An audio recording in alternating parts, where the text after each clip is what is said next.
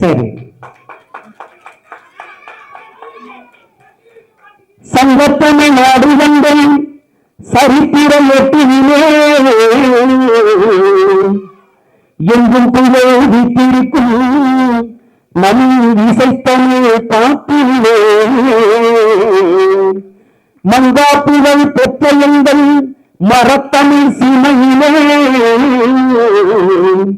கல் தோன்றி முன் தோன்றி கடல் தோன்றி உடல் தோன்றி முன் தோன்றி முத்த கொடி முப்பாட்டம் வாழ்ந்த கொடி எங்கள் அன்னை தமிழே, எங்கள் அன்னை தமிழே. உனைப்பாடு உலகத்தில் உயர்ந்தோர் பலருண்டு, உனைப்பாடு உலகத்தில் உயர்ந்தோர் பலருண்டு. இந்த மன்னவரெல்லாம் பார்க்கிறோம், இந்த மன்னவரெல்லாம் பார்க்கிறோம். சின்னஞ்சிறு பிள்ளை வேல்முருகங்களே வணங்குகிறேனே. நீயே செந்தமே தாயே நான் நினைவறிந்தது ஒரு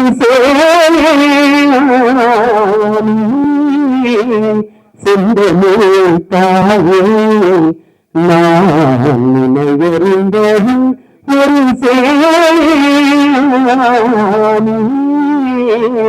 செந்தமே தாயே. அயல் மொழி பயில்வார் அதன் சுவையறியார், அருள் பொருள் அறியார்.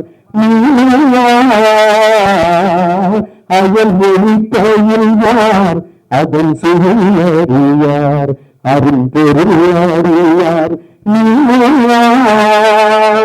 தாயே நின்னரம் நின்பொருள் பேரா, தாயே நின்னரம் நின்பொருள் பேரா. தம் செயல் அறிவிக்கிறார், தம் செயல் அறிவிக்கிறார். நீயே செந்தமே தாயே நான் நினைவறிந்ததும் ஒரு காவேரியார் கலிச்சுயறியார், காவேரியார் கலிச்சுயறியார். கங்குவித்தார் உலகியார், காவேரியார் கலிச்சுயறியார். கங்குவித்தார் உலகியார். மயனுர பிறந்தை சிறு பொருளார், மயனுர பிறந்தை சிறு பொருளார். மத்தியார் சேவைக்கு கூறார். நீயே செந்தமே தாயே நான் இதையறிந்ததும் ஒரு நன்றி. இதுக்கு மேல பண்ணலாம் இருக்காது. அதனால தமிழுக்காக ஒரு 4 பேர் ஐயா கூட்டத்துக்காக நம்ம ஒரு நீந்தன் ஐயா அவர்களுக்காக இந்த நேரத்தில் நன்றியை தெரிவித்துக் கொண்டு என்ன ஒரு அம்மா பாட்டு ஒரு 4 வரி பாடலாமா? அம்மா பாட்டு. அண்ணா அண்ணா எல்லாரும் வந்து ஆடுறதுக்கு தயாரா இருக்காங்க. 2 நீங்க ஆட வச்சீங்கன்னா ஆடுமா இல்லையா? ஆடு மியூசிக் எது இல்லையே இந்த இருக்கு. உங்களுக்கு என்ன வேணுமா? நாங்க ரெடியா இருக்கோண்ணா. ஒரு 2 எல்லாம் மாணவர்கள்லாம் ரொம்ப சந்தோஷமா ஜாலியா ட்ராக் ஏதாவது வச்சிருக்கீங்க? எதுவுமே இல்லையே சாமி. நீங்க பாடினாலே நாங்க ஆடிடுவோம். தளபதியா ஆட வச்சீங்க எங்களோட மாணவர்கள். சரி, இல்ல ரிதம் ஏதாவது இருந்தா நீங்க இன்னும் என்ஜாய் பண்ண நல்லா இருக்குன்னு பார்த்தேன். இது வெறும் வாய்ஸ்ல பாருன்னா உங்க வாய்ஸ்க்கு ட்ராக்கே தேவையில்லை சார். அம்மா பாட்டு, அம்மா பாட்டுங்க. சரி, அது எல்லாம் பிடிச்ச பாட்டு தான் அம்மா பாட்டு. நீங்க எல்லாம் கேட்டு ரசிச்ச பாட்டு தான்.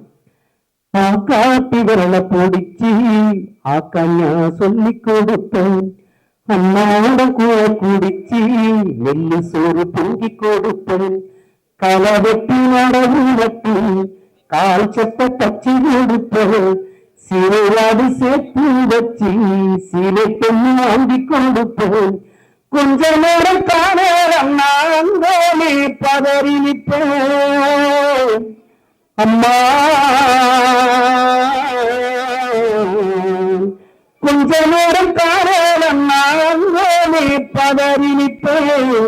காய்ச்சல் வந்து நான் படுத்தா கசாயத்தை குடிக்க வைப்பேன்.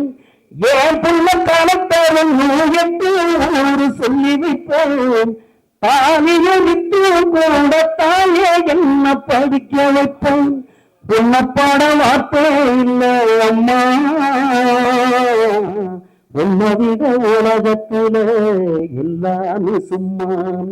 10 மாசம் என்ன சுமந்து பெத்தி எடுத்த அம்மா, பாசத்துக்கு முன்னால எல்லாமே சும்மா.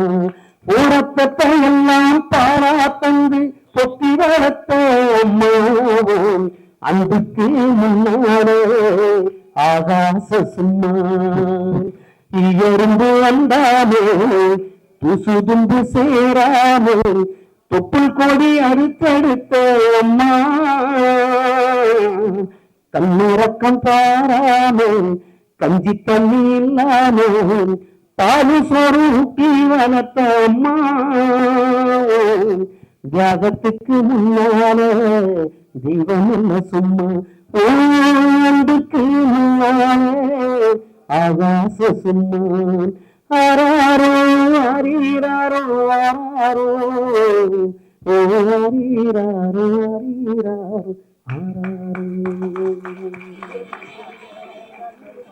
பசங்க கண்டிப்பா சார் அது மிஸ் பண்ணுங்க. ட்ராக் ரெடி ஆயிடுச்சு சார். அப்படியா? அப்பனா ஓகே போடுங்க. ஒருத்தர் சொன்னால பாத்தீங்கன்னா ஐயா அது இல்ல ஐயா சாமி ஐயா சரி. ஏப்ப பார்த்து போனேன் அந்த கண்ணாடியும் கடுப்பு நான் குப்பூரக்கா படுத்து கிடந்தேன். எனக்கு ரமால எத்துவிட்டாக ஒன்னும் சொல்லாம உசுர தொட்டாக மனசாகி நிக்க வச்ச சீனிட்டாக புத்த சொல்லாம என் உசுரெடுத்து வச்சுக்கிட்டாரட்ட கண்ணாட எனது நாடா பச்சை தண்ணி போல் அட சொந்துக்குள் ஊற்றி வச்சு நிற்கொடுச்சு எனக்கு நாடா அட பொட்ட காட்டுல ஆனந்தத்து மழை பெய்து யாரோடு பாரு அட பட்டம் புஜிதா என் சட்டையில ஒட்டிக்கிச்சு பட்டாசு பாரு நான் அடிச்ச கண்ணாட என் முச்செடுத்து போதான் தொட்ட பின்னால நன்றி நன்றி தேங்க்யூ. அது துள்ளலான பாட்டுக்கு எப்பவுமே ரிதம் இருந்தா மட்டும்தான் மகிழ்ச்சியா இருக்கும். அதனால நன்றி ஐயா, ரொம்ப சந்தோஷம், மகிழ்ச்சி. நன்றி நன்றி.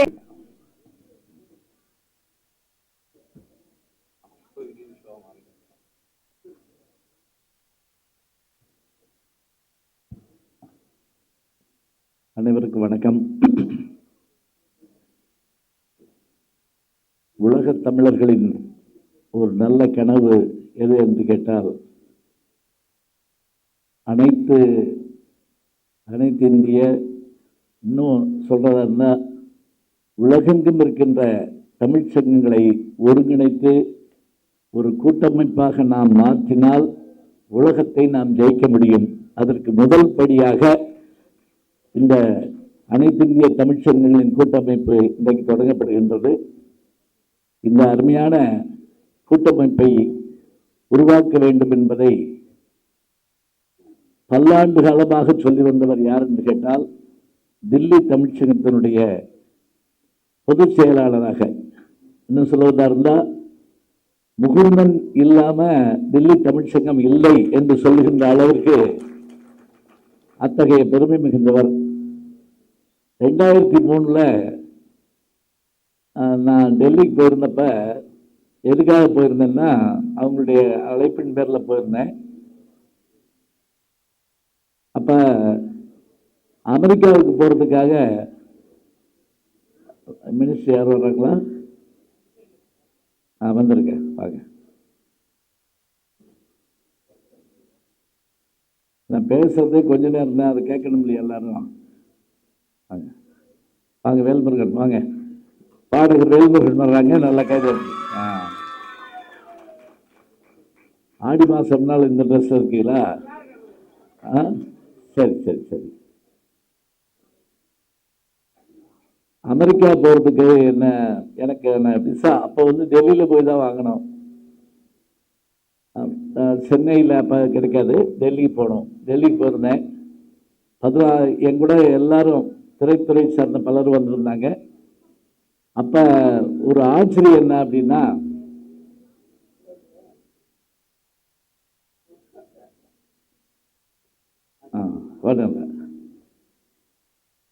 எனக்கு மட்டும் கிடைக்கல, விசா கிடைக்கல. அங்க நடக்கிறது பெட்னா தமிழ் சங்கம். நான் தான் போய் தமிழ்ல பேசணும், எனக்கு கிடைக்கல. அது எப்படி கண்டுபிடிச்சு அனுப்பாம இருக்காங்கன்னு எனக்கு தெரியல.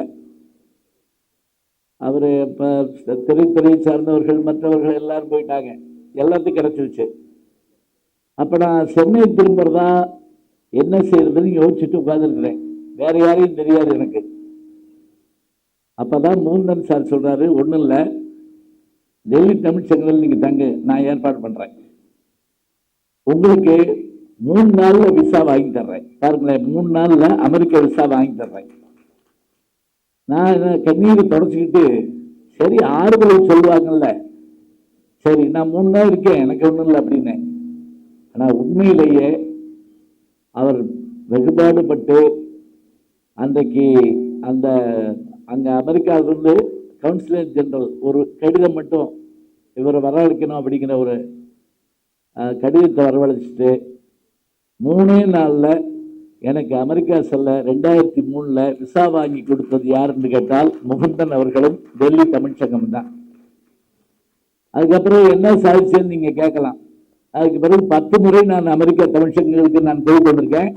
நான் அமெரிக்காவினுடைய எல்லா தமிழ்ச்சங்கங்களையும் பேசியிருக்கேன். உங்களுக்கு சந்தேகம் இருந்தா நம்முடைய ஐயா விஐடியுடைய வேந்தர் ஐயா அவர்கள், தமிழகத்தினுடைய தலைவர் ஐயா அவர்களை நான் பெரும்பாலும் வேலையை சந்திச்சதில்லை, அமெரிக்க தமிழ்ச்சங்கங்கள் தான் நானும் அவரை சந்திப்போம்.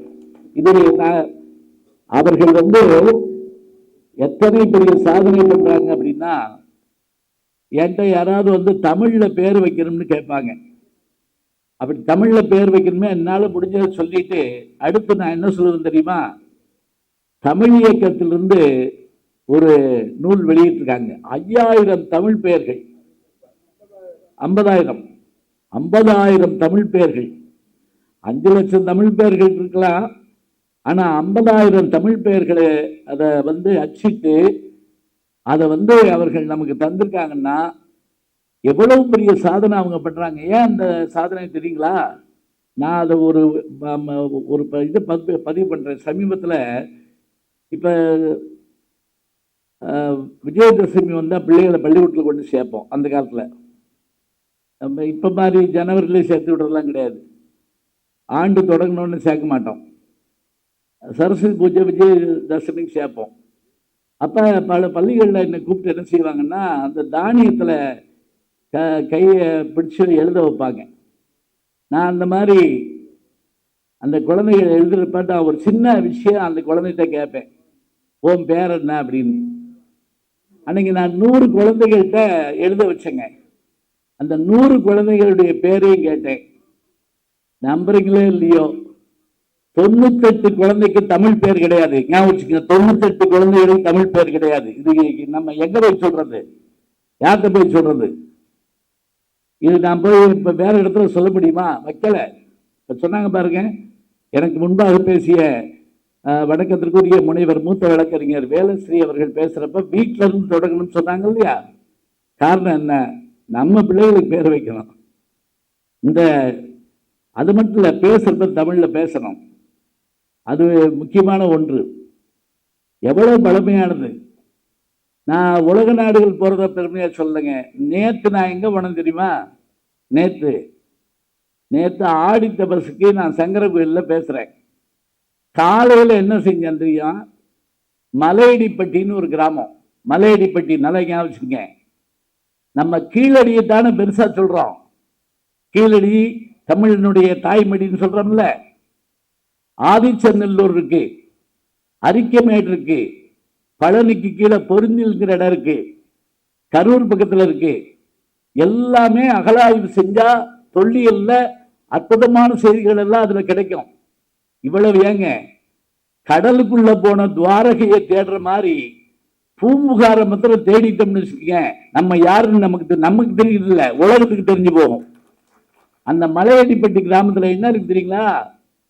இதுவரைக்கும் கண்டுபிடிக்கப்படாத சதுர கிணறு ஒண்ணு கண்டுபிடிக்கப்பட்டிருக்கு. நேற்று அதாவது கடும் வெயில்ல நின்று நான் அதை பார்த்து படம் எடுத்துக்கிட்டு இருக்கேன் என்னுடைய யூடியூப் சேனலுக்காக. அங்க வேலை பார்க்குறவங்க சொல்றாங்க, முதுமக்கள் தாழி இருக்கு, வண்ண வடிவ பானைகள் இருக்கு அப்படிங்கிறாங்க. கருப்பு வடிவ பானை, சிவப்பு வடிவ பானை, அதுல குறியீடுகள், அதுல மயிலுடைய படம் இருக்குங்க. இது எல்லாமே 3000 ஆண்டு பழசு. பாருங்க, 3000 ஆண்டு. அதுல எழுத்து இருக்கு, குறியீடு இருக்கு. இப்ப இது போன மாதத்துல கண்டுபிடிக்கப்பட்டு நேற்று நான் போய் பார்த்து வந்தேன். இது எதுக்கு சொல்றேன்னா, எங்க தோன்றினாலும் நம்முடைய தமிழுடைய பெருமை இருக்குங்கிறத உலகத்துக்கு தெரிவிக்கணும். இந்த அருமையான அனைத்து இந்திய தமிழ் சங்கங்களின் கூட்டமைப்பை இங்கே உருவாக்குவதற்கு கூட்டுவதற்கு காரணமாக இருக்கின்ற பெருமக்கள் நம்முடைய தலைமையேற்று பெருமை சேர்த்திருக்கின்ற கலைமாமணி முனைவர் ஐயா முத்து அவர்கள் இப்ப ஐயா பேசுறாங்க. ரொம்ப சிறப்பா இருந்தது. நேரம் கருதி அவங்க சுருக்கமாக முடிச்சிட்டாங்க. ஐயா அவர்களுக்கும் மூத்த வழக்கறிஞர் வேலஸ்ரீ அவர்களுக்கும் திருமிகு அருளானந்தம் அவர்களுக்கும் துணைத் தலைவர் அருளானந்தம் அவர்களுக்கும் கௌரவ ஆலோசகர் நாராயணசாமி மகேஷ் அவர்களுக்கும் பொதுச் செயலாளர் நம்முடைய டெல்லி தமிழ் சங்கத்தினுடைய பொதுச் செயலாளர் என்றைக்குமே அவர் தான் வணக்கத்துக்குரிய முகத்தன் ஐயா அவர்களுக்கும் இங்கே வருகை தந்து பெருமை சேர்த்திருக்கின்ற பொதுச் செயலாளர் நக்கீலர் தமிழ் சங்கத்தை சேர்ந்த செலியன் குமாரசாமி அவர்களுக்கும் சிறப்பு விருந்தினராக வர இருக்கின்ற மாண்புமிகு பள்ளி கல்வித்துறை தமிழ் வளர்ச்சி மற்றும் செய்தித்துறை அமைச்சர் மாண்புமிகு ராஜ்மோகன் ஐயா அவர்கள், உயர்கல்வித்துறை அமைச்சர் மாண்புமிகு விஸ்வநாதன் அவர்கள் இந்த நிகழ்ச்சியில வந்திருந்து, எல்லாருக்கும் முன்னாடி அவங்க வந்துட்டாங்க, வந்திருந்து தமிழுக்காக மட்டுமில்லாமல் தன்னுடைய உழைப்பால் உலகெங்கும் பயணப்பட்டு கொண்டே இருக்கின்ற கல்விக்கோ முனைவர் ஐயா விஐடி பல்கலைக்கழகத்தினுடைய நிறுவனர் வேந்தர் ஐயா கோ விஸ்வநாதன் ஐயா அவர்களுக்கு தன்னுடைய அன்பு பாராட்டை சொல்லி இந்த நிகழ்ச்சியிலே வருகை தந்து பெருமை சேர்த்திருக்கின்ற உலக தமிழ பொருளாதார கழக வழக்கறிஞர் சட்டக்கதிர் மாத இதழுடைய ஆசிரியர் டாக்டர் VRS சம்பத் அவர்களுக்கும், தமிழ்நாடு திறந்தவெளி பல்கலைக்கழகத்தினுடைய பதிவாளர் செந்தில்குமார் அவர்களுக்கும், செயலாளர் திருமிகு உலகத்தமிழ் சங்கத்தினுடைய செயலாளர் VGP ராஜாதாஸ் அவர்களுக்கும், வணக்கத்திற்குரிய கௌரவ ஆலோசகர் பூபேஷ் நாகராஜன் அவர்களுக்கும் மற்றும் முன்னே அமர்ந்திருக்கின்ற சான்றோர் பெருமக்களுக்கும் எல்லோருக்கும் என்னுடைய வணக்கத்தையும் வாழ்த்தையும் சொல்லி, இந்த அருமையான அனைத்து இந்திய தமிழ் சங்கம் இது எதுக்கு அப்படின்னு கேட்டீங்கன்னா, மதுரையில் தமிழ் சங்கம் 3ஆம் தமிழ் சங்கம் இருந்தது. முதல் தமிழ் சங்கம், 2ஆம் தமிழ் சங்கம், 3ஆம் தமிழ் சங்கம். 4ஆம் தமிழ் சங்கத்தை உருவாக்கியவர் யாருன்னு கேட்டா பாலவிடத்தம் ஜமீன்தார் பாண்டித்துரை தவிர அவர்கள். அவர் ஏன் உருவாக்குறாரு அப்படின்னா, மதுரைக்கு ஒரு முறை வந்திருந்தாரு. வந்தபோது திருக்குறள் ஏடு கிடைக்கல, கம்பராமாயணம் ஏடு கிடைக்கல. ஒரு சந்தேகத்துக்காக ஒரு புத்தகத்தை ரெஃபரன்ஸ் பார்க்குற மாதிரி ஏடு கேட்டால் கிடைக்கல. அவருக்கு ரொம்ப கவலையாக போச்சு. இது என்ன மதுரையிலேயே கிடைக்கலன்னா அப்புறம் எங்கே தான் கிடைக்கும்?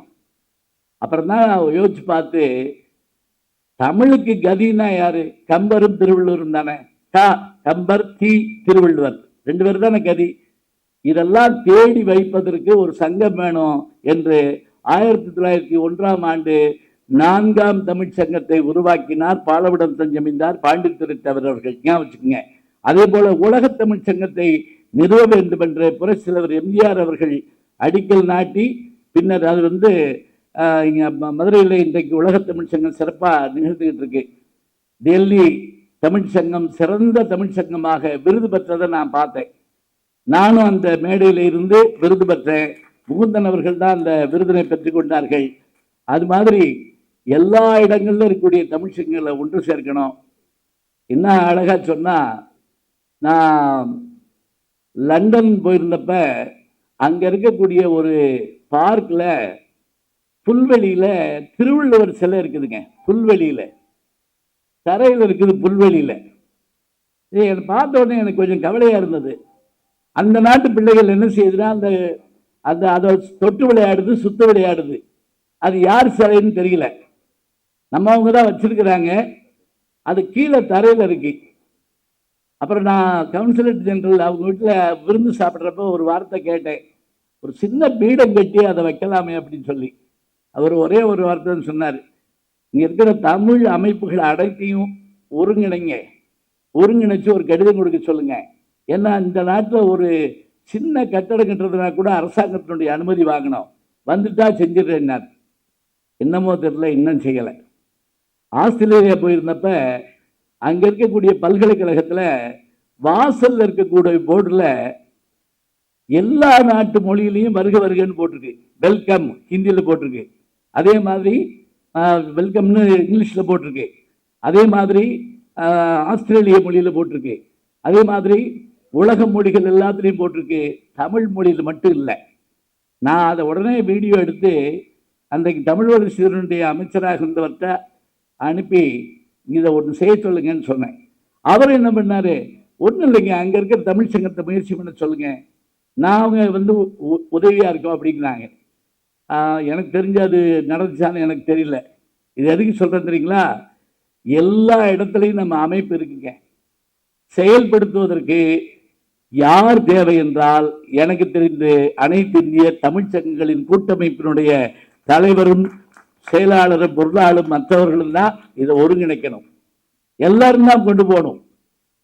அதே போல எனக்கு தெரிஞ்சு நான் எல்லா இடத்துலையும் சொல்ற ஒரு விஷயம், தமிழ் பெருசா சிறப்பாக வரணும்னா என்ன செய்யறது? தமிழ் வழி கல்வி அதெல்லாம் இருக்கட்டுங்க. நான் எத்தனையோ அறிஞர்கள்ட்ட சொல்லிட்டேன், அமைச்சர்கள்ட்ட சொல்லிட்டேன். எல்லாரும் கை தட்டினாங்க, சிரிச்சாங்க, சந்தோஷப்பட்டு போயிட்டாங்க. என்ன தெரியுமா? இன்னைக்கு கட் ஆஃப் மார்க் இருக்கு. அந்த கட் ஆஃப் மார்க்கில் நம்ம என்ன பண்ணுறோம் அப்படின்னா, ஃபிசிக்ஸு, கெமிஸ்ட்ரி, மேத்தமேட்டிக்ஸு, பயாலஜி வச்சுருக்கோமா?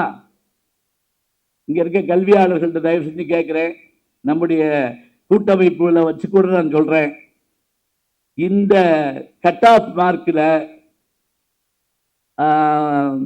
மேத்தமேட்டிக்ஸுக்கு இருக்க மாதிரி, பயாலஜி இருக்க மாதிரி, ஃபிசிக்ஸ் இருக்க மாதிரி, கெமிஸ்ட்ரி இருக்க மாதிரி தமிழ் மொழியினுடைய மதிப்பெண்ணும் சேர்க்கப்படும்னு ஒரே ஒரு சட்டம் யாராவது போடட்டும்ங்க.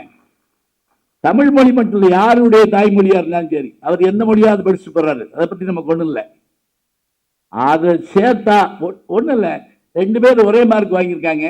இவர் தமிழ்ல 5 மார்க் கூட வாங்கியிருக்காரு. கொடுத்தன ஆஸ்திரேலியாவில் இருக்குங்க, தமிழ் படிச்சா ஒரு ஸ்டார் கொடுக்குறாங்க, அவங்களுக்கு வேலை கிடைக்குது, கொடுக்குறாங்க. எனக்கு இது ஒரு வேண்டுதல் தான். இன்னைக்கு அமைச்சர் வந்திருந்தாருன்னா கூட நான் அவர்கிட்டையும் சொல்லி கேட்டிருப்பேன், அதுதான் நல்லது தான். இல்லாட்டி நம்முடைய உலகத்துக்கே கொண்டு செய்யக்கூடிய ஊடக நண்பர்கள் இருக்காங்க, அவங்ககிட்டையும் நம்ம சொல்லலாம், அவங்க கொண்டு போய் சேர்ப்பாங்க. இதெல்லாம் ஆசை தாங்க. ஏன்னா ஒரு டாக்டர் மருத்துவம் படிச்சுட்டு அவர் உலக நாடுகளில் போய் பணி செய்யட்டும், உள்ளூர் ஆள்கிட்ட தமிழில் தானே பேசணும்.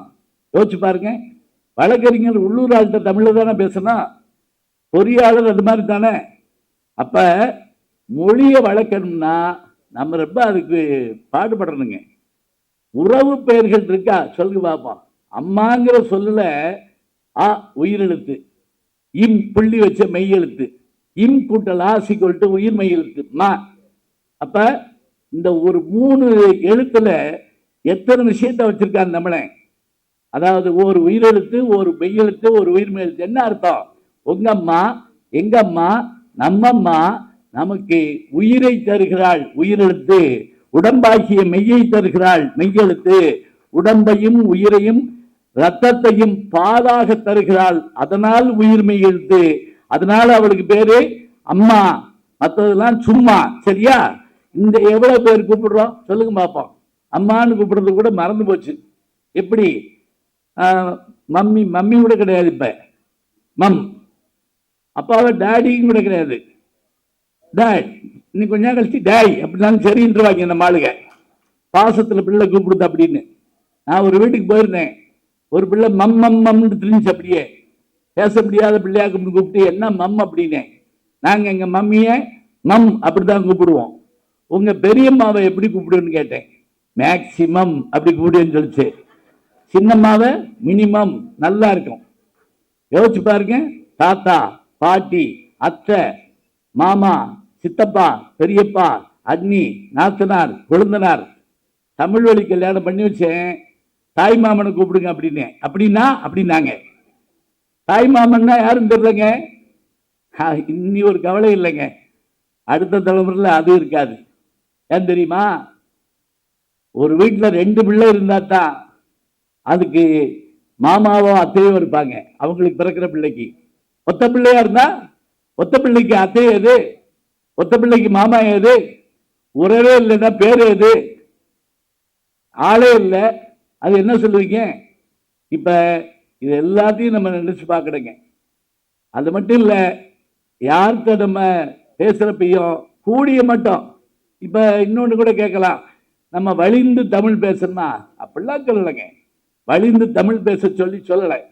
இப்ப 2000 வருஷத்துக்கு முதல்ல 3000 வருஷத்துக்கு முதல்ல எழுதப்பட்ட தொல்காப்பியம் என்ன நமக்கு புரியாம போயிடுச்சு நம்ம நினைக்கிறோம். இல்லையே. வழிபடு தெய்வம் நிற்புறம் காப்ப, இது தொல்காப்பியம். டேய், உன் வீட்டுல ஒரு குலதெய்வம் இருக்கும்லடா, அது உன் கூட வரும்டா. இவ்வளவுதான்.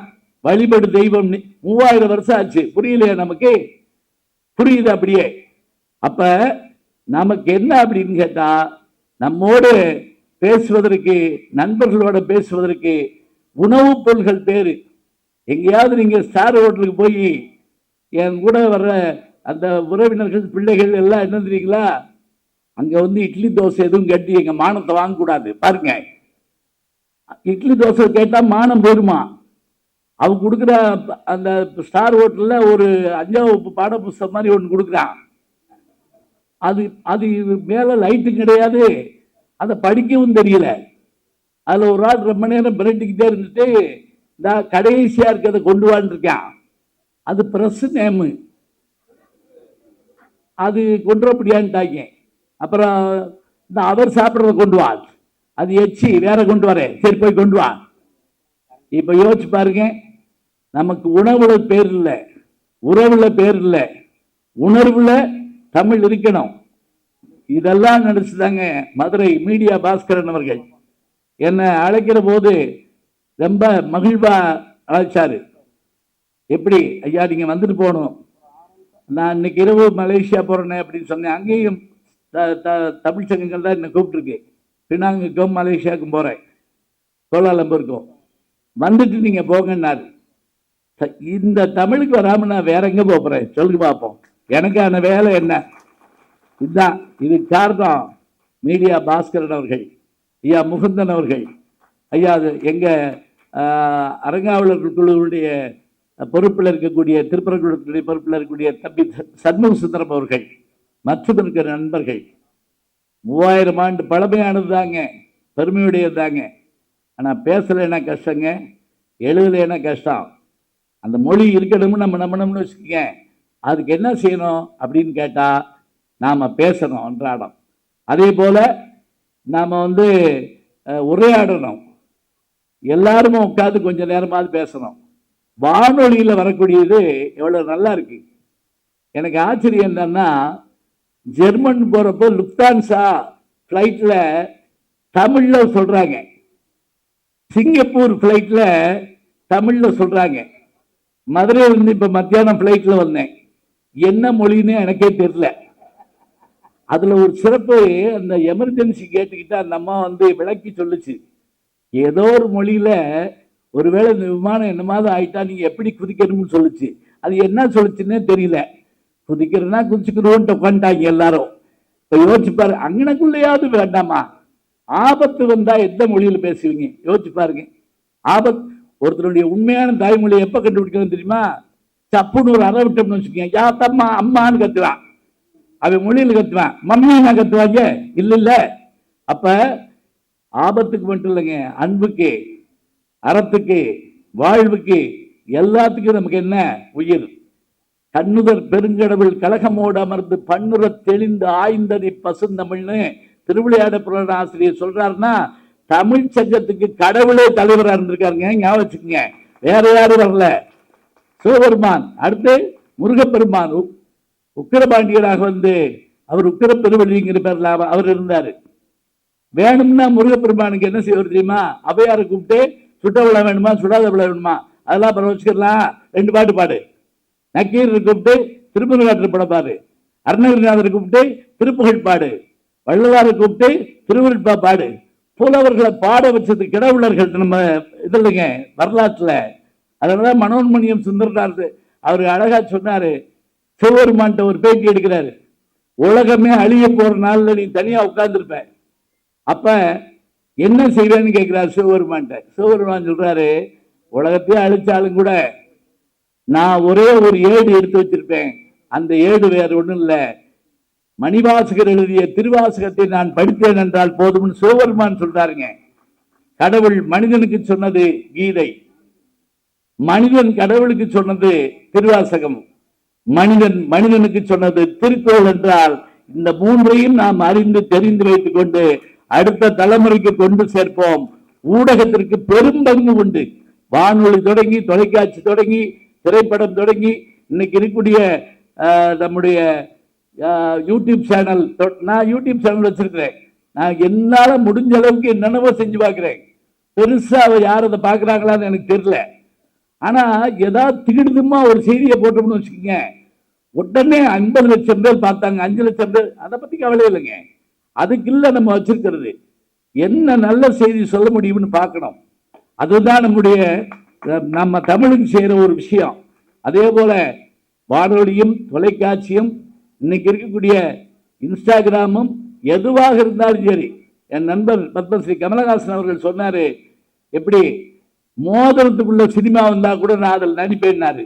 அதுபோல சின்ன விஷயத்துக்குள்ள கூட எது வந்தாலும் அதற்குள்ளும் தமிழ் இருக்க வேண்டும் என்று நாம் நினைப்போம்.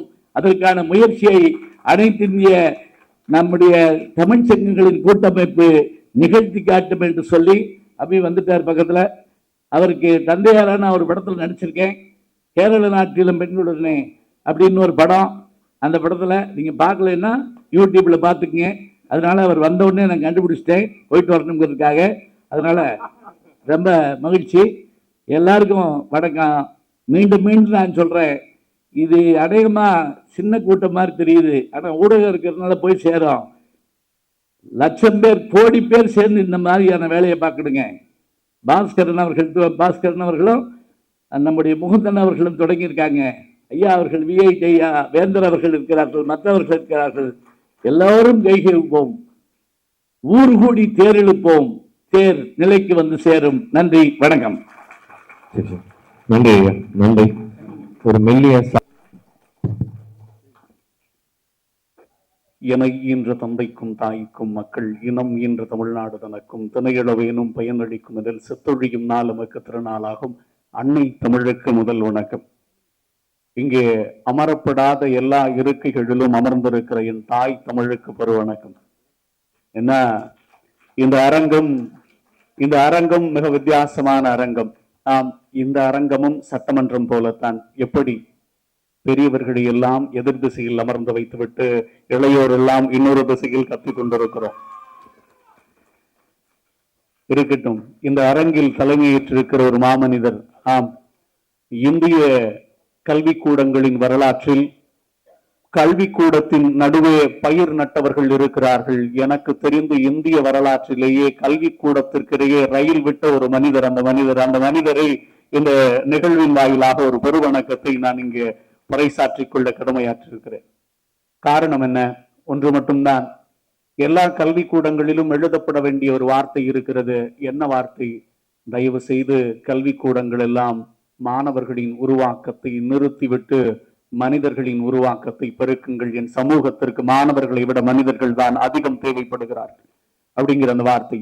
அப்படி எனக்கு தெரிந்து இந்தியாவின் எல்லா மொழிகளையும், இன்னும் சொல்ல போனால் உலகின் எல்லா மொழிகளையும் நீங்கள் கற்றுத்தேர வேண்டும் என்றால் வேறெங்கும் பயணிக்க வேண்டாம், விஐடி பல்கலைக்கழகத்திற்கு பயணித்தாலே போதுமானது. அத்துணை லட்சம் மாணவர்களை ஒரு குடும்பமாக வளர்த்து கொண்டிருக்கிற ஒரு மனிதர். அவருக்கு அருகில் இன்னொருவர் இருக்கிறார். வள்ளுவன் எப்படிப்பட்டவன் தெரியுமா? தமிழர் எப்படிப்பட்டவர் தெரியுமா? தலைவர்களுக்கெல்லாம் காகம் அமர சிலை வைத்திருக்கிறோம், வள்ளுவனுக்கு மட்டும்தான் மேகம் அமர சிலை வைத்திருக்கிறோம். அப்படி எங்கே போனாலும் வள்ளுவர் சிலையோடு பயணப்படுகிற ஒரு குடும்பத்திற்கு சொந்தக்காரர் நம்முடைய விஜிபி அவனுடைய குடும்பத்தை சேர்ந்தவர்களும். அதே போல் இங்கே உலகம் அறிந்த தமிழ் பேசுகிற, அதாவது ஒரு அரங்கில் சிலர் பேசுகிற போது தமிழ் கேட்கும், வெகு சிலர் பேசுகிற போதுதான் தமிழே கேட்கும். அப்படி தமிழே கேட்க அமர்ந்திருந்த அத்துணை பெருமக்களுக்கும் ஒரு பெருவணக்கம். இதையெல்லாம் தாண்டி இந்த அரங்கமும் எனக்கு திரையரங்கமாகவே தெரிகிறது. ஆம், திரையரங்குகள் மிகவும் வித்தியாசமானவை. எப்படி பணம் இல்லாதவனை முன் இருக்கையிலும் பணக்காரனை கடைசி இருக்கையிலும் அமர வைத்து பார்க்கும் திரையரங்கம். அப்படி எல்லோரையும் முன்னிருக்கையில் அமர வைத்து இந்த அரங்கமும் அழகு பார்த்து கொண்டிருக்கிறது. அப்படி ஒரு அரங்கத்தில் இன்னும் சொல்கிறேன், என்னுடைய மொழி எப்படியான மொழி என்று எல்லோரும் கேட்கிறார்கள். ஒன்றே ஒன்று மட்டும்தான், தமிழருக்கும் பிறருக்கும் உண்டான வித்தியாசங்களில் இந்த வித்தியாசம் அதிகமாக இருக்கிறது. தமிழர் பிறமொழி பேசுபவனை குருவாகவும் தமிழ் மொழியில் பேசுபவனை குருவென்றே பார்க்கிற அந்த மனப்போக்கு எப்போது மாறுமோ அப்போது எல்லாம் மாறிவிடும் என்கிற நம்பிக்கை எனக்கும் இருக்கிறது. ஏனென்றால் அவர் சொன்னார், அவருடைய அந்த புத்தகம், எங்கள் வீடுகளில் இருக்கிற கிட்டத்தட்ட 13 குழந்தைகளுக்கு பெயர் சூட்ட வேண்டும் என்று நினைத்த போது எங்கள் கைகளில் தவழ்ந்த ஒரு புத்தகத்தை தமிழ்நாட்டின் எல்லா வீடுகளுக்கும் கொண்டு போய் சேர்க்க வேண்டும் என்று தமிழ் இயக்கத்தின் சார்பாக சூட்டி மகிழ்வோம் தூய தமிழ் பெயர்கள் என்கிற ஒரு புத்தகத்தை வெளியிட்டிருக்கிறார்கள். எங்கள் வீடுகளின் பிள்ளைகளின் பெயர் ஆதினி, அன்பினி, அருள்மொழிவர்மன், ஆதிரை, வெண்பா, இப்படி எல்லா குழந்தைகளுக்கும் தமிழில் பெயர் சூட்ட வேண்டும் என்று வள்ளுவன் சொன்னாரோ இல்லையோ கல்விக்கோ சொல்லி இருக்கிறார். அதை பின்பற்றுகிறோம். ஏன்னா இந்த குழந்தைகள் யார்? நம் வீட்டின் குழந்தைகள் என்ன செய்து கொண்டிருக்கிறார்கள்? நம் வீட்டின் பெற்றோர்களுக்கும் குழந்தைகளுக்கும் ஒரு பெரிய ஒரு மனப்போக்கு ஓடிட்டு இருக்கு. என்ன காரணம்? ஓஷோ ஒரு கவிதையில் சொல்லுவார், தவறு செய்யும் குழந்தைகளை பெற்றோர்களால் தண்டிக்க முடிகிறது, தவறு செய்யும் குழந்தைகளை பெற்றோர்களால் தண்டிக்க முடிகிறது, தண்டிக்கும் பெற்றோர்களை குழந்தைகளால் மட்டும்தான் மன்னிக்க முடிகிறது அப்படிம்பார் ஓஷோ. இப்படி அந்த சமூகத்தை, அந்த குழந்தைய ஒரு மாதிரி, அதாவது இன்னைக்கும் நம் வீடுகளில் இருக்கிற குழந்தைகளுக்கு செல்லம் கொடுக்கிற பெற்றோரை விட செல்லை கொடுக்கிற பெற்றோர்கள் அதிகமாக இருக்கிறார்கள். அந்த இடம் எங்கே மாறுமோ அந்த இடத்திலிருந்து பிள்ளைகளாக வளர்வார்கள் என்கிற நம்பிக்கை எங்களுக்கு இருக்கிறது. ஏன்னா குழந்தைகளை குழந்தைகளாக பார்க்கிற மனப்போக்கு மாறிவிட்டது. எல்லா குழந்தைகளையும் எல்லோரையும் நேசிக்க வேண்டிய குழந்தைகளாக வளர்க்க வேண்டிய இடத்தில் இருக்கிற தாய்கள் தான் அதுல முக்கியமானது. ஏன்னா அம்மாவும் அப்பாவும் ஒரு குழந்தையை கைபிடித்து அழைத்து போகிற போது எப்படி அழைத்து போகிறார்களோ அப்படித்தான் அந்த குழந்தையின் எதிர்காலம் இருக்கும். அதனாலதான் வீட்டுல ஆம்பளை பிள்ளை படிச்சா வீடு நல்லா இருக்கும், பொம்பளை பிள்ளை படிச்சாதான் நாடு நல்லா இருக்கும்னு சொல்லி வளர்த்திருக்காங்க. ஆம்பளை பிள்ளைக்கும் பொம்பளை பிள்ளைக்கும் ஒரு வித்தியாசம் இருக்குங்க. ஆண் குழந்தைகளுக்கும் பெண் குழந்தைகளுக்கும் ஒரு வித்தியாசம் இருக்கிறது. வீடுகளில் இருக்கிற ஆண் குழந்தைகள் வீடுகளின் வாரிசுகளாக இருக்கலாம், வீடுகளில் இருக்கிற ஆண் குழந்தைகள் வீடுகளின் வாரிசுகளாக இருக்கலாம், வீடுகளில் இருக்கிற பெண் குழந்தைகள் மட்டும்தான் வீடுகளின் பரிசாக இருக்க முடியும். அதுதான் பொம்பளை பிள்ளை. ஒரு பெண் என்கிற அந்த பாங்கு இருக்குல்ல, அது அவ்வளவு எளிதில் எல்லோருக்கும் கிடைக்க வாய்க்காத ஒன்று. அப்படி ஆணையும் பெண்ணையும் சரிசமமாக பார்க்க வேண்டும் என்கிற பார்வையை இந்த சமூகத்திற்கு கொடுத்தது தமிழ் என்கிற இந்த ஆகச் சிறந்த மொழி. ஏன்னா எங்கள் மொழியை பற்றி பேசுகிற போது எல்லோரும் சொல்கிறார்கள், நான் மேடை ஏறுகிற போதெல்லாம் ஒரு வார்த்தை சொல்லுவேன், ஆம், எல்லோரும் அவரவர் தாய்மொழியில் பேசிக் கொண்டிருக்கிறார்கள், நாங்கள் மொழிகளின் தாய்மொழியில் பேசிக் கொண்டிருக்கிறோம் என்ற கருவம் எங்களுக்கு இருக்கிறது என்று சொல்வேன். அப்படி ஒரு மொழியை நம்மிடத்தில் எல்லோரும் கொடுத்து விட்டு போயிருக்கிறார்கள். இந்த மொழிக்கு மட்டும்தான் வயது என்னவென்றே தெரியவில்லை. ஒரு மரம் வளரும் போது மரம் தனக்குத்தானே கேட்டுக்கொள்ளுமாம். ஒரு கவிதை இப்படி எழுதப்பட்டிருக்கும். அந்த கவிதை, மரம் வளரும் போது தனக்குள்ளேயே ஒரு கேள்வி கேட்கிறது, நான் வளர்கிறேன், ஆனால் புத்தனுக்கா இயேசுவுக்கா அப்படின்னு ஒரு கேள்வி கேட்குமா ஒரு மரம். அப்படித்தான் எங்கள் மொழியும் வளர்கிற போதே, வளர்ந்து வரும்போதே நாங்கள் யாருக்கானது என்கிற கேள்வியை இந்த மொழி வைத்துக் கொண்டே இருக்கிறது. அப்படி ஒரு மொழி. இந்த மொழிக்கு அப்படி பக்கத்துல வந்துட்டானா இல்ல தள்ளிதான் இருக்கு. ஏன்னா இந்த மொழி எங்களுக்கு அத்துணை தூரம் பெரும் உயரங்களை எல்லாம் கொடுத்திருக்கிறது. காரணம் என்ன?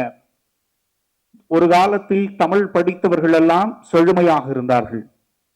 ஒரு காலத்தில் தமிழ் படித்தவர்கள் எல்லாம் செழுமையாக இருந்தார்கள். இன்றைக்கு வறுமையாக இருந்தார்கள். தமிழ் செழுமையாக இருந்தது. இன்றைக்கு தமிழ் படித்தவர்கள் எல்லாம் செழுமையாக இருக்கிறார்கள். தாய் தமிழ் மட்டும் வறுமையாகவே இருக்கிறது. அதுதான் இன்னைக்கு இந்த மொழிப்படுகிற பாட்டில் ஒரு பெரும்பாடு. அதனாலதான் இந்த மொழியை கொஞ்சி தவழ்கிற இடத்திற்கு ஒரு அரங்கம் தேவைப்படுகிறது. இந்த அரங்கிற்கு அழைப்பதற்கு ஒரு சிரமம் தேவைப்படுகிறது. திரைப்படங்களை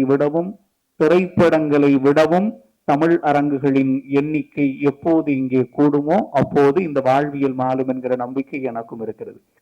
ஏன்னா நல்ல நல்ல படங்களை தாண்டி நல்ல நல்ல மொழிகளை நம்முடைய பிள்ளைகளுக்கு கொண்டு போக வேண்டிய கட்டாயத்தில் நாம் இருக்கிறோம். இந்த மொழி மட்டும்தாங்க, உலகத்திலேயே வேற எந்த மொழியும் கிடையாது. நிலத்தை 5 வகைகளாக, குறிஞ்சி, முல்லை, மருதம், நெய்தல், பாலைன்னு 5 வகையாக நிலத்தையும், காற்றை 4 வகையாக, அதாவது எந்த பக்கம் இருந்து வந்தாலும் அந்த காத்துக்கு ஒரு பேர் வச்சிருப்போம். மேற்கில் இருந்து வருகிற காற்றுக்கு கோடை என்றும், தெற்கில் இருந்து வருகிற காற்றுக்கு தென்றல் என்றும், கிழக்கில் இருந்து வருகிற காற்றுக்கு கொண்டல் என்றும், வடக்கில் இருந்து வருகிற காற்றுக்கு வாடை என்றும், நிலத்தை 5ஆக, காற்றை 4ஆக, மொழியை இயல், இசை, நாடகம் என்று 3ஆக, நம்முடைய வாழ்வியலை அகம் புறம் என்று 2ஆக வகுத்தவன் தமிழன். ஆனால் ஒன்றாக ஒழுக்கத்தை மட்டும்தான் வைத்தான். அதுதான் வாழ்வியல்னு சொன்னான். அந்த ஒழுக்கம்தான் எல்லாவற்றையும் தீர்மானிக்கும்னா, நீ எவ்வளவு பெரிய அறிவாளியாக இருந்தாலும், எவ்வளவு பெரிய செல்வந்தனாக இருந்தாலும், ஒழுக்கம் இல்லாத ஒரு வாழ்வு எப்படி சீப்படும்னு நிறைய பேர் சொல்லியிருக்கான். அப்போ இந்த வாழ்வியலை இப்படி ஒரு மொழி சொல்லும் என்றால் அந்த மொழிக்கு பெயர் தமிழ் என்கிற இந்த மொழி. இந்த மொழியை நேசிக்கிற மனிதர்களை, இந்த மொழியோடு பழகுகிற மனிதர்களை இன்னும் இந்த பூமி அதிகம் தேவைப்படுகிறது. ஆம், மனிதனாக வேண்டுமா? மனிதனை மனிதனாய் மதி, நீயும் மனிதனாகலாம் என்கிற ஒரு வார்த்தை இருக்கு. அப்போ அப்படி ஒரு மனிதத்தை விதைக்கக்கூடிய இடமாக எங்கள் மொழி எப்போதும் இருக்கும். ஒரே ஒரு கவிதையோட முடிச்சிடுறேன். எல்லாருக்கும் அவரு வேல்முருகன் அண்ணன் பாடும்போதே தெரியும்ல.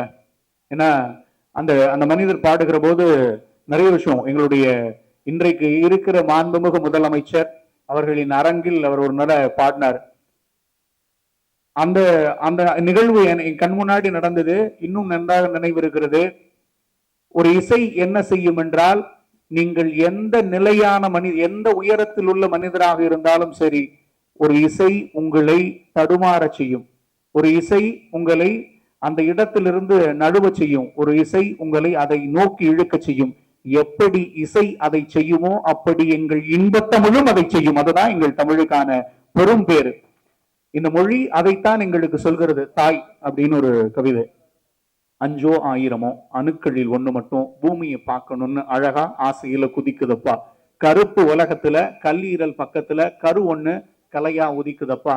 இந்த இருட்டு உலகத்துல இருக்காதவன் எவனும் இல்ல, பெத்தவளை மதிக்காதவன் பிறந்தும் எந்த பயனும் இல்ல. உருட்டு கண்ணும் ஒடுங்கின கைகாலும் ஒதுங்கித்தான் இருக்குமப்பா. உருட்டு கண்ணும் ஒடுங்கின கைகாலும் ஒதுங்கித்தான் இருக்குமப்பா. ஆத்தாவுக்கு ஒன்ன தவிர மற்றதெல்லாம் மறக்குமப்பா. ஆண்டியோ அரசனோ முடவனோ முட்டாளோ 300 நாள் முடங்கித்தான் கிடக்கணும். எங்க முழுசா சாப்பிட்டா மூச்சு முட்டுமோன்னு, வயிறு நிறைய சாப்பிட்டா என் வம்சத்துக்கு வலிக்குமோன்னு, குறையா சாப்பிடும் பாதகத்தி தரணியெல்லாம் சொல்லணுமா நான் ஒன்ன பத்தி. பன்னீர் தெளிச்சு பாசத்துல பாய விரிச்சு என்ன அழைக்க உறவெல்லாம் சிரிச்சுச்சு. அடிவயிறு கூட என் அம்மாவுக்கு வலிச்சிச்சு. அப்ப கூட கண்ணா அழாதேன்னு ஆத்தா கை என்ன அணைச்சிச்சு. இந்த பந்த பாசத்துக்கு தான் 10 மாசம் இருந்தேன்னு புரிஞ்சிச்சு. பக்கத்துல வந்து பார்த்த என் பாட்டி கூட எனக்கு பயமாத்தான் தெரிஞ்சிச்சு. உசுரோட உருண்ட பையும், 4 காலில் நடந்த பையும், தள்ளு வண்டியில் தவழ்ந்த பையும், தலை குளிச்சு நான் வந்த பையும், உலர்ந்த துணி எடுத்து உள்ளங்கையில் உசுர வச்சு நஞ்சு மனசையும் நல்ல வழி செய்யுமாத்தா. படைச்சவனும் பயந்துடுவான் உன்னோட பாசம் பார்த்தா. கோடிக்கணக்குல கோவில் இருக்குது, சந்து பொந்தெல்லாம் சாமி இருக்குது. சங்கடம்னு வந்தா எந்த சாமி கேக்குது? உனக்கு அடிபட்டாலும், நீ அசையாம கிடந்தாலும், கோபத்துல இருந்தாலும், கொல்ல அடிச்சாலும், கொலையே செஞ்சாலும், உன்னை தண்டிக்க அந்த ஆண்டவனே வந்தாலும், ஐயா அடிக்காதீங்க, என் ஆசை மகனை வையாதீங்க, பொய் பேச்சு பேசாதீங்க, என் தங்கத்தை தான் ஏசாதீங்க.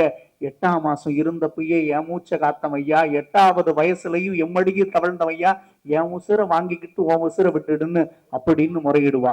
முக்கணியா முழுநிலவா ஒன்ன நினைச்சு அள்ளி அணைச்சு முகத்துலதான் முத்தமிடுவா. 5வது போனப்பையும் ஹைஸ்கூலு படிச்சப்பையும் படிப்பொன்னும் பெருசு இல்லை, நீ பயப்படவும் தேவையில்லை. ஒத்த கத்த பேப்பர் உன் வாழ்க்கையை சொல்வதில்லை. சண்டையின்னு நீ போனா வீர வாழ் நான் கொடுப்பேன், தோல்வி ஏது நீ கண்டா என்னோட தோல் கொடுப்பேன்னு சொல்லு மாத்தா. உம்மடியில் பட்டா போதும் கல்லும் கரையுமாத்தா.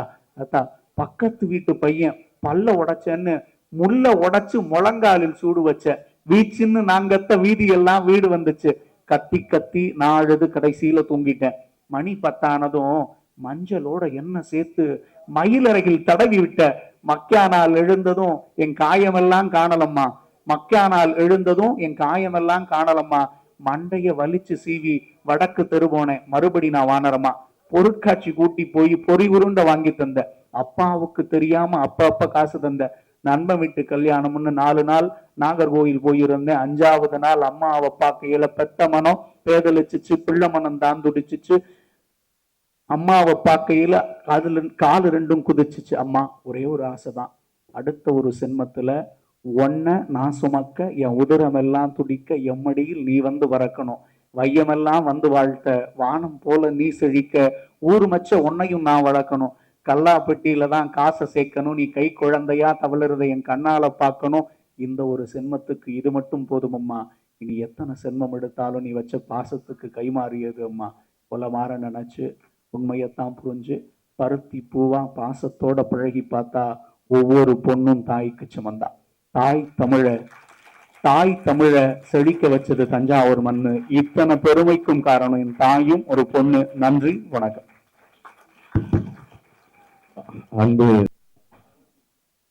அனைவருக்கும் வணக்கம். அனைத்திந்திய தமிழ்ச் சங்கங்களின் கூட்டமைப்பில் இன்றைக்கு துவக்க விழாவில் தலைமையேற்றிருக்கின்ற கலைமாமணி முனைவர் முத்து அவர்களே,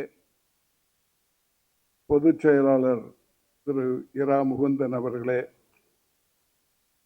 இங்கே முன்னிலை வகிக்கின்ற திரு ஒன் சண்முக சுந்தரம் அவர்களே, முனைவர் வேலஸ்ரீ அவர்களே, திரு அருளானந்தம் அவர்களே, திரு நாராயணசாமி மகேஷ் அவர்களே, திரு செழியன் குமாரசாமி அவர்களே, எனக்கு முன்னாலே உரையாற்றிய திரு விஜிபி ராஜாதாஸ் அவர்களே, கவிஞர் என்பா அவர்களே, கவிஞர் ராகுல் காந்தி அவர்களே, மற்றும் வருகை தந்துள்ள தமிழ் பெரியோர்களே, தாய்மார்களே, மாணவ செல்வங்களே, அனைவருக்கும் வணக்கம். தமிழ் அமைப்புகளை, தமிழர்களை ஒன்று சேர்ப்பதற்கான நடவடிக்கை அவ்வளவு சுலபமானதல்ல. தமிழர்களை ஒன்றிணைப்பதே எளிதான காரியம் அல்ல.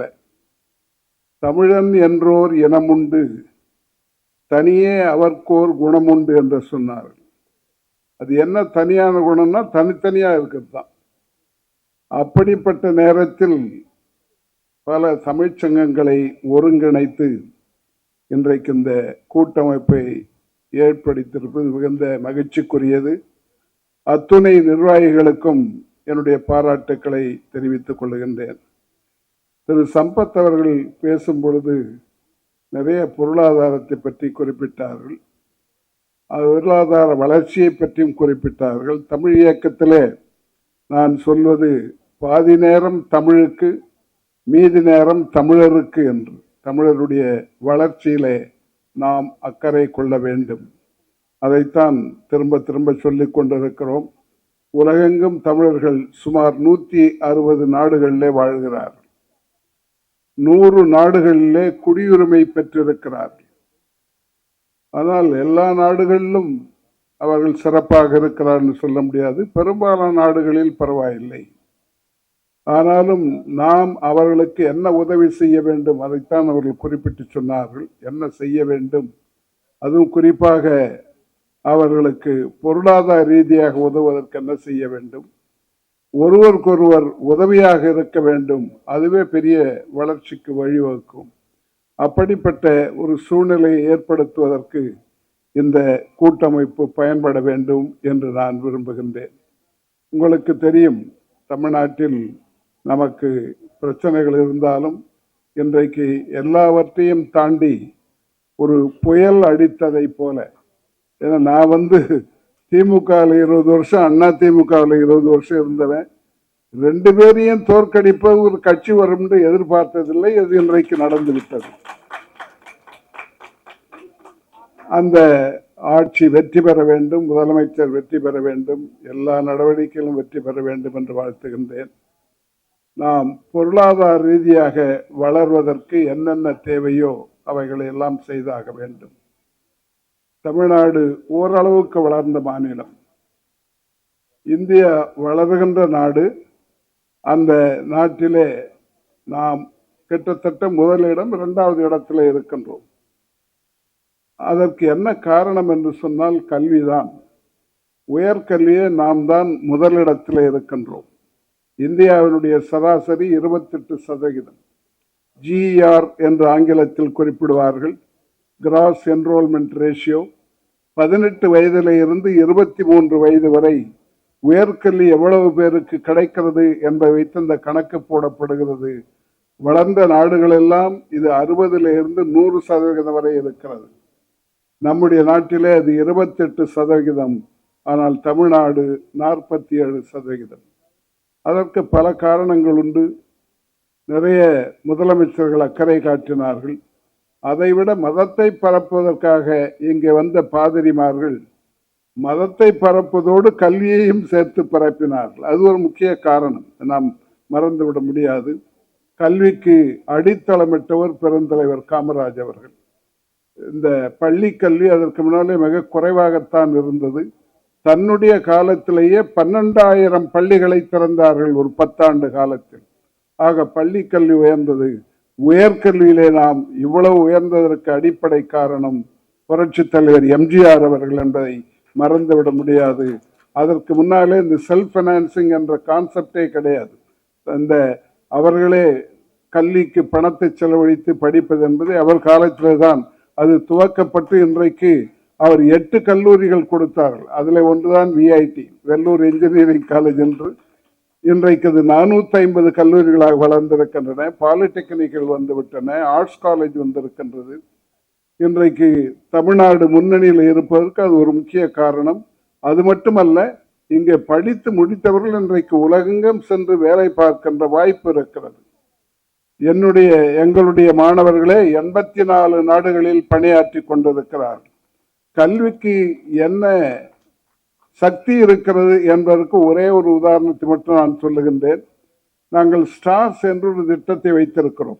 VIT support the advancement of rural students என்று கிராமப்புற மாணவர்கள், அரசு பள்ளியிலே படிக்கிற கிராமப்புற மாணவர்களை ஊக்குவிப்பதற்காக ஒரு திட்டம். ஒவ்வொரு மாவட்டத்தில் இருந்தும் நன்றாக படிக்கின்ற மாணவன் மாணவியை, பெரிய மாவட்டமாக இருந்தால் 2 மாணவன் 2 மாணவியை தேர்ந்தெடுத்து அவர்களுக்கு இலவச கல்வி, தங்குமிடம், உணவு எல்லாவற்றையும் கொடுத்து கடைசியில வேலையும் வாங்கி கொடுத்து விடுகின்றோம். 2008 துவக்கியது. இன்று வரை 1200 பேர் அதில் பயன்பெற்றிருக்கிறார்கள். அதில் என்ன முக்கியத்துவம் என்று சொன்னால், கணக்கு போட்டு பார்த்தோம். அந்த பையனோ பெண்ணோ மாணவனோ மாணவியோ வந்து சேரும் பொழுது அவருடைய வீட்டு வருமானம் என்ன, இவர்கள் முடித்து விட்டு போகும்போது என்ன வருமானம் என்ற கணக்கை பார்த்தால் சராசரி போட்டோம்.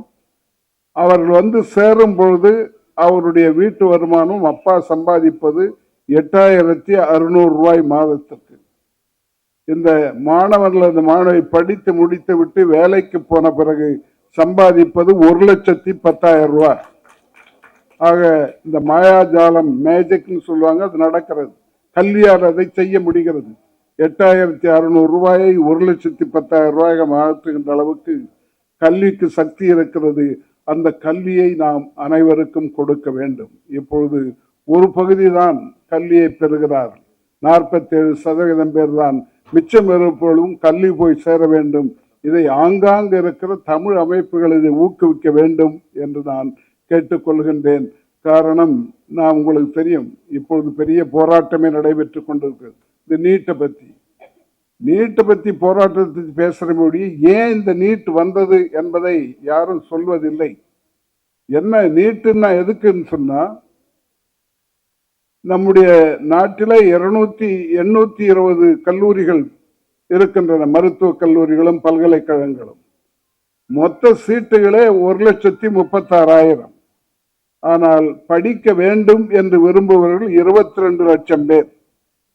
20 to 22 லட்சம் ஆண்டுக்கு பரீட்சை எழுதுகிறார். அதுல 12 லட்சம் பேர் தேர்ச்சி பெறுகிறார். அந்த 12 லட்சம் பேருக்கு இந்த 1,30,000 சீட்டை பிரிச்சு கொடுக்கறதுக்கு பேர் தான் நீட்டு.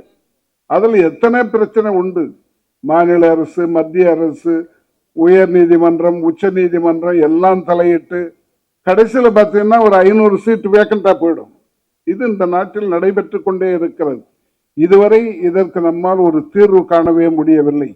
பற்றாக்குறை இருக்கலாம், ஆனால் பஞ்சமே இருக்கிறது.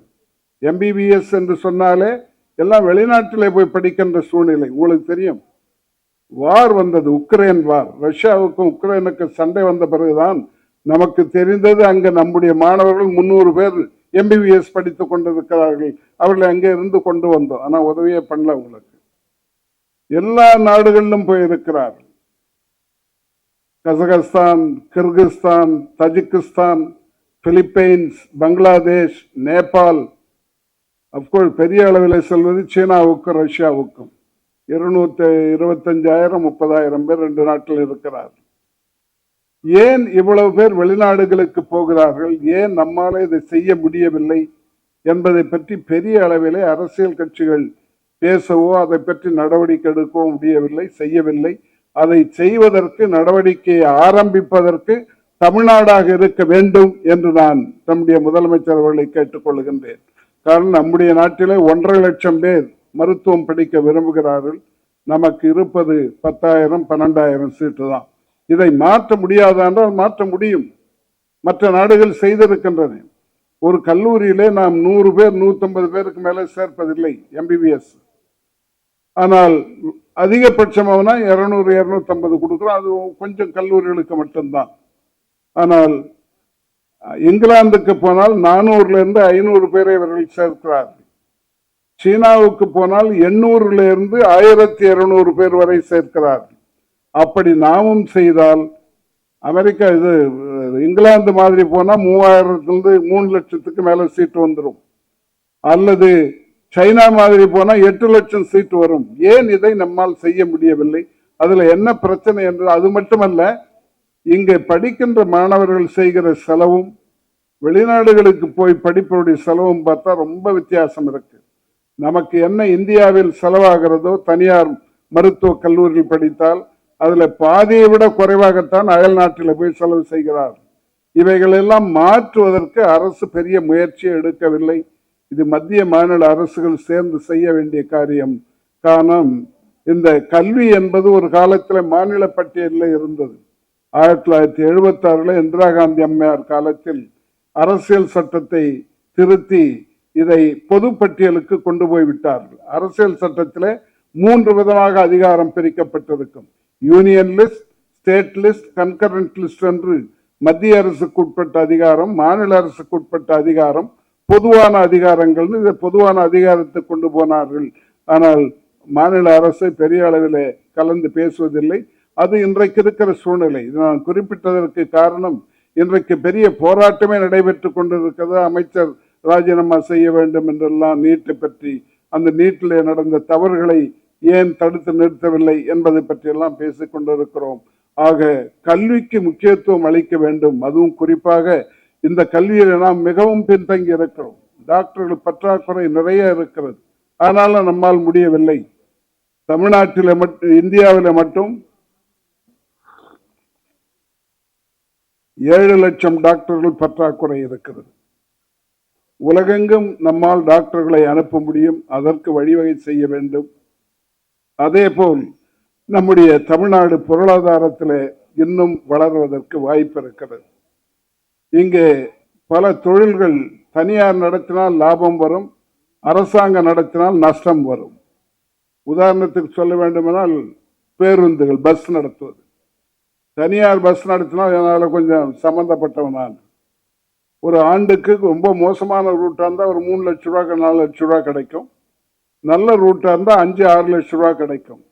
ஆனால் அரசாங்கம் பஸ்ஸை நடத்தினால் ஒரு பஸ்ஸுக்கு ஆண்டொன்றுக்கு 8 to 10 லட்சம் ரூபாய் நஷ்டம் வருகிறது. அதைத்தான் இன்றைக்கு பார்த்து கொண்டிருக்கிறோம். இதையெல்லாம் மாற்றுவதற்கு நடவடிக்கை எடுத்தாக வேண்டும். அது மட்டுமல்ல, இன்றைக்கு வந்திருக்கிற அரசு இந்த லஞ்ச ஊழலை எல்லாம் அடியோடு நிறுத்துவோம் என்று சொல்லி இருக்கிறார்கள். எதையும் அதிலே சேர்த்துக் கொள்ள வேண்டும் என்று நான் கேட்டுக்கொள்ளுகின்றேன். எங்கெங்க நஷ்டம் வருகிறதோ அவைகள்லாம் தடுத்து நிறுத்துவதற்கு வழி செய்தால் அதுவே பெரிய வருவாயாக நமக்கு மாறிவிடும்.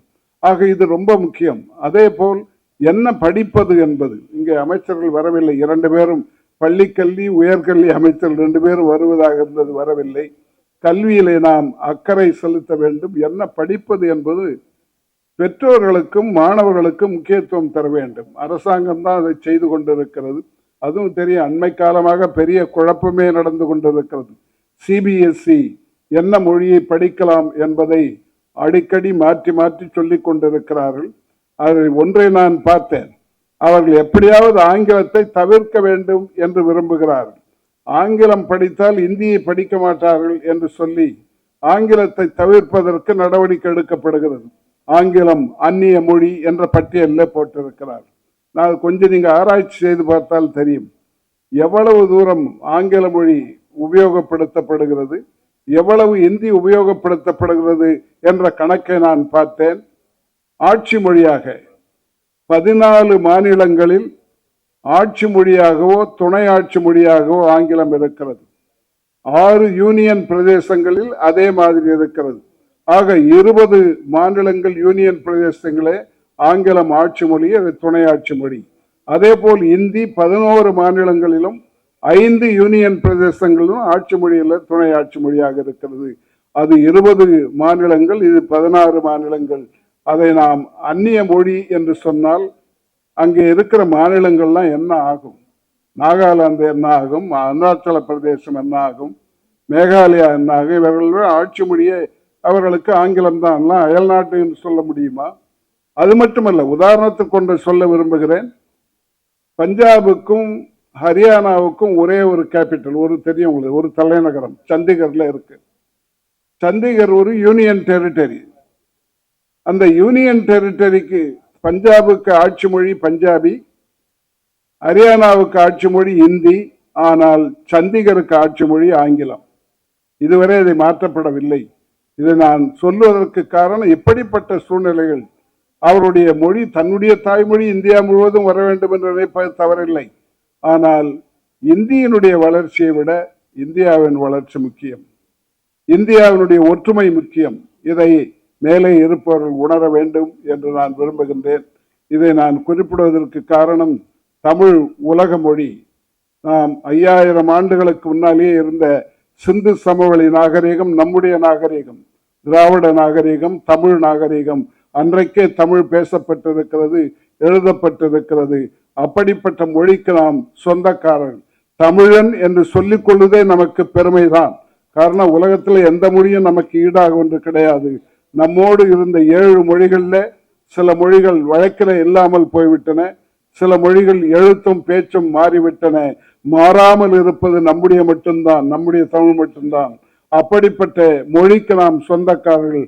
கன்னடமும் கலிதலங்கும் கவின் மலையாளமும் துளுவும் உன்னுதரத்து உதித்தெழுந்து ஒன்று பல வயடினும் ஆரியம்போல் உலக வழக்கு அழிந்தொழிந்து சதையாவும் சீரிழமை திறம்பெயர்ந்து செயல்மறந்து வாழ்த்துதுமே என்று பாடினார். அப்படிப்பட்ட மொழிக்கு சொந்தக்காரர்கள். அதற்கு அந்த சங்கங்களை எல்லாம், இன்றைக்கு தமிழ்ச்சங்கங்களை ஒன்றிணைத்து இந்த அருமையான அனைத்திந்திய தமிழ்ச்சங்கங்களின் கூட்டமைப்பை ஏற்பாடு செய்திருக்கின்ற தலைவர், செயலாளர், நிர்வாகிகளுக்கு என்னுடைய பாராட்டை தெரிவித்து முடிக்கின்றேன். நன்றி, வணக்கம். இந்தியாவின் பல்வேறு மாநிலங்களில் செயல்பட்டு வரும் தமிழ் சங்கங்கள்